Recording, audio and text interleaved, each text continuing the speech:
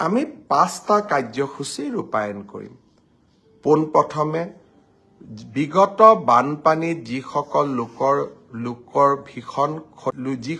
লোক ভীষণভাৱে ক্ষতিগ্ৰস্ত হৈছিল তেওঁলোকক আমি সাহায্যসমূহ বিতৰণ কৰিম।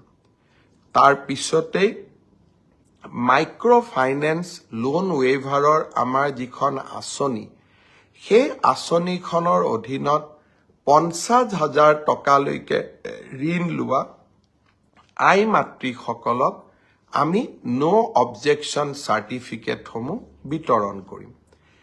এই সময়ছোৱাৰ ভিতৰতে হাইস্কুল শিক্ষান্ত পৰীক্ষাত ডিষ্টিংশ্যন সৈতে পাছ কৰা ছাত্ৰ ছাত্ৰীসকলক আনন্দৰাম বৰুৱা বঁটা আমি প্ৰদান কৰিম।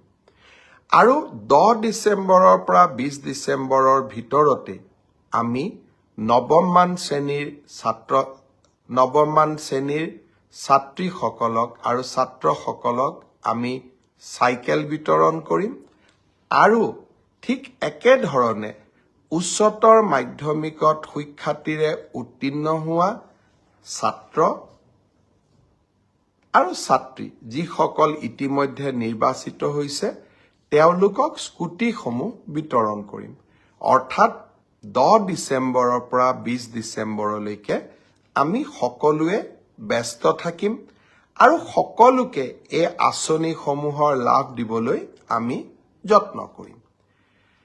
এই সময়ছোৱাৰ ভিতৰতে অৰ্থাৎ 1 তাৰিখৰ পৰা 10 ডিচেম্বৰৰ ভিতৰত চৰকাৰী কৰ্মচাৰী 3য় আৰু 4ৰ্থ শ্ৰেণীৰ কৰ্মচাৰীসকলৰ মিউচুৱেল ট্ৰেন্সফাৰৰ পৰ্টেলটো আমি মুকলি কৰি দিম।